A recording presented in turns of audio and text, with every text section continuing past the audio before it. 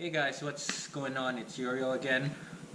Today is Friday night and I just wanted to make this quick video about what has been happening the past week. So first off, I want to start making these vlog videos at least once a week so I can start conversing with you guys and let you guys into what I'm doing throughout the week and what's going on in terms of my jiu-jitsu training and what I am expecting to do in the next year. So first off,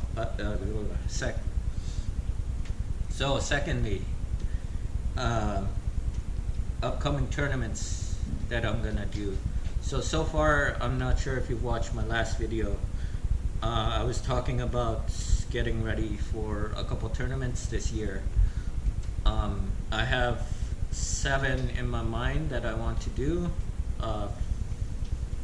4 of them are local, and then 3 of them are outside of the city. So the ones that are local are the Copa Katana, the all versus all submission only, the BC provincials, and there is one more which I can't remember at the moment, but yeah. And the ones that are outside of the city is the Alberta provincials, the Nogi Worlds, and the Seattle Open. But so far I haven't seen any date set up for the Nogi Worlds or the Seattle Open yet, so I'm still on the lookout for that. So that's what I'm gonna get ready for this upcoming year. The Copa Katana is the one that's coming up next. It's happening in April. So I will be, I've already started to ramp up my training. I actually came in today a little bit earlier before the classes started to work on my cardio and do some drilling on my own time. So thirdly, my next jiu-jitsu video idea is going to be on mount concepts. So Dan was teaching the class last night, or the gi class last night, and we've been doing a lot of mount retention stuff the past week, 2 weeks. So yesterday's class, he went over some concepts about how to keep the mount and what's happening when someone is escaping the mount, and what the person on bottom wants to do when they're escaping. So watch for that. I will be trying to put that video up next week as soon as possible. I just need someone else to come help me with it, and yeah, hopefully, if you're not very good at mount like I am, I'm a smaller guy, so I'll take you through the process of me, whereas I don't like playing a lot of mount myself. I mostly just use mount until my opponent gets to their side, and then I try and take their back from there. So the stuff that Dan taught yesterday, I think will be really helpful for my jiu-jitsu and give me more options when I'm in mount to either attack or just keep the mount. So I've gotten the question of why I do these videos, why do I make these videos, because without really explaining why. If you've seen my videos throughout the years, you can throughout the year, you've been able to see conversations I have with my training partners and stuff like that. But I thought I would make one cohesive one about why exactly I like doing these, and why I like showing my training, and why I basically want to share what I do with you guys. So definitely the first reason is it's motivation for me. Because when I first started jiu-jitsu, I, I'm sure like everyone else, I was absolutely terrible.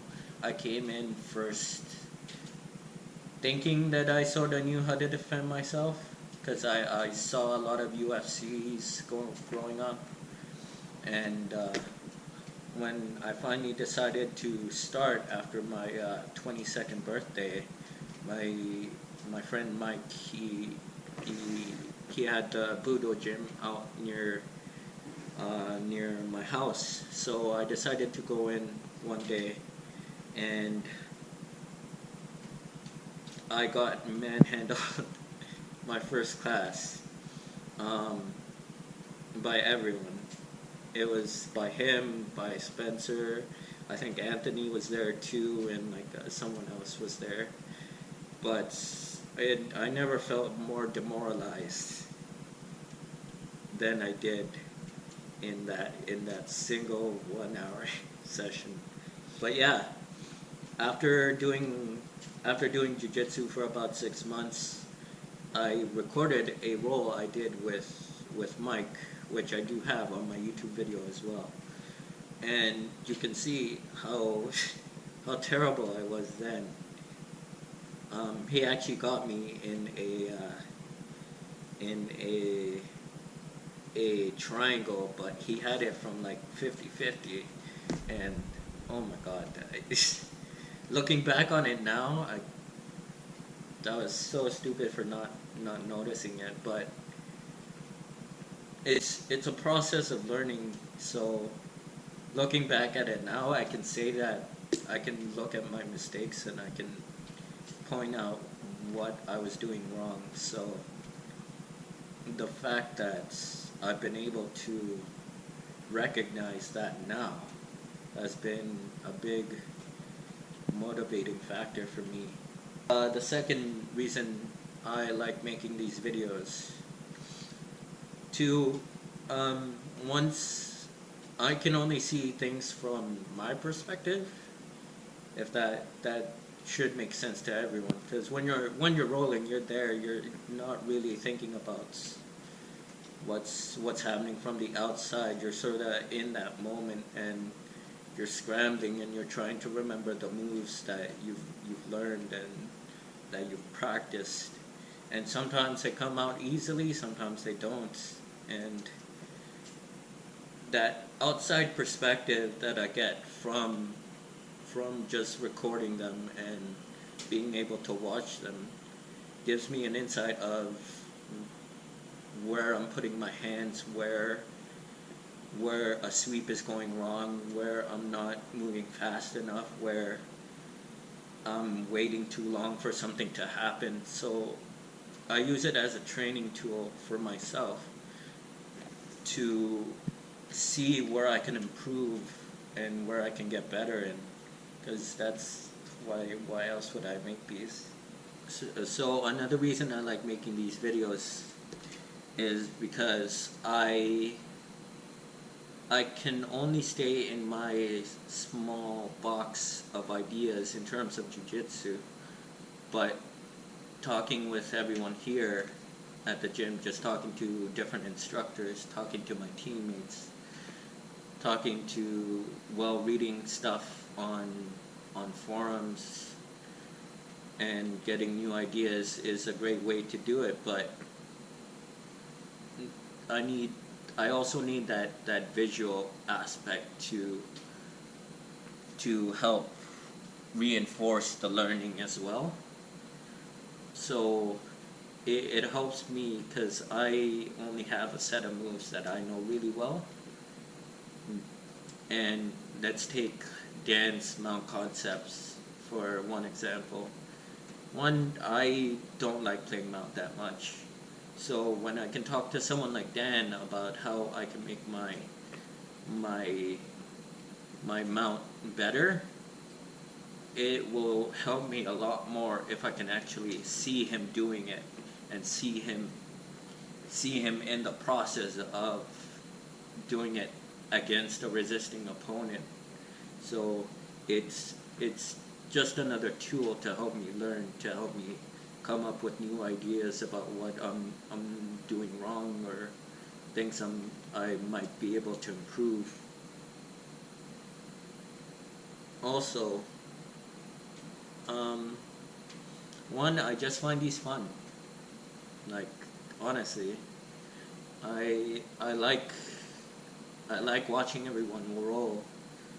I like the entire aspect of it. I like watching everyone roll. I like the camaraderie they see. I like seeing the different moves everyone has, moves that I don't have, that maybe they work in my game, maybe they don't.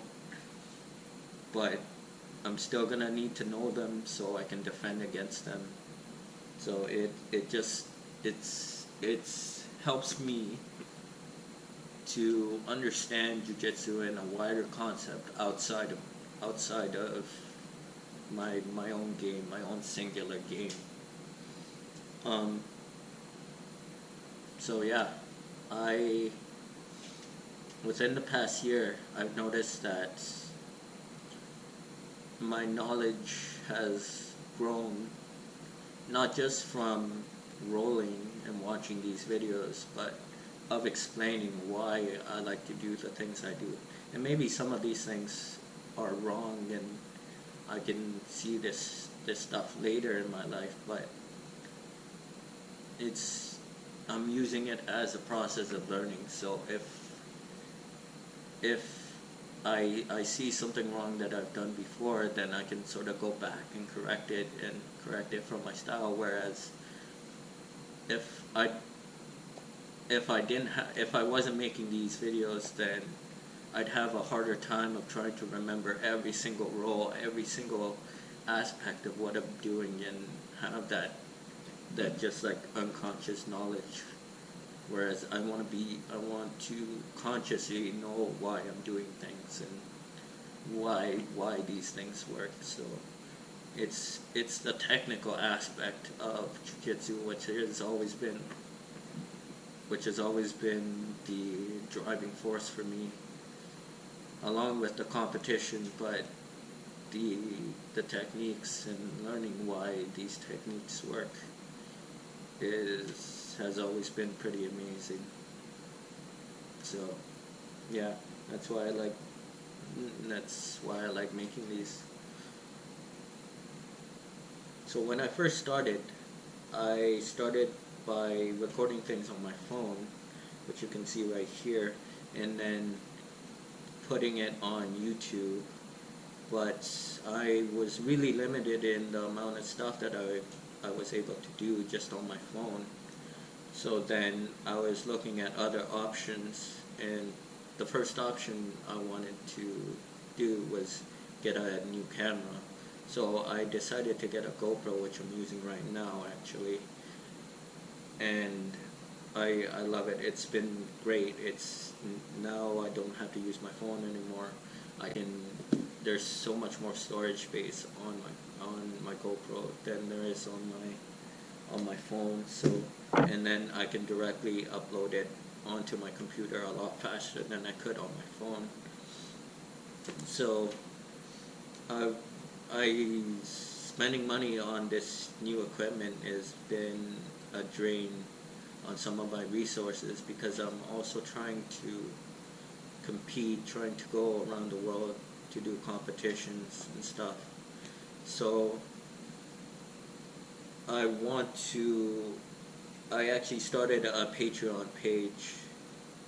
So if you guys do enjoy my videos and you want to support what I'm doing here at Budo, so I can get like a better mic, so the audio quality is a bit better, get new video editing software so the videos pop out even better, stuff like that. Also paying for my travels and stuff like that would be pretty awesome, but definitely I just want to focus anything that I get from these videos onto basically making these, right? So I started a Patreon page. If you do like what I'm doing with these videos, and you've been watching for quite a while. I hope that you have enough disposable income that you can support me in what I'm doing, and I mean, it doesn't have to be like $10, $20. It could be as simple as $1, like $5, really, because really any little bit helps. And just in the past year, I've been really amazed at how much I enjoy making these. So yeah, I'll put the link to that in the description box below. And yeah, I think that's it. Boom.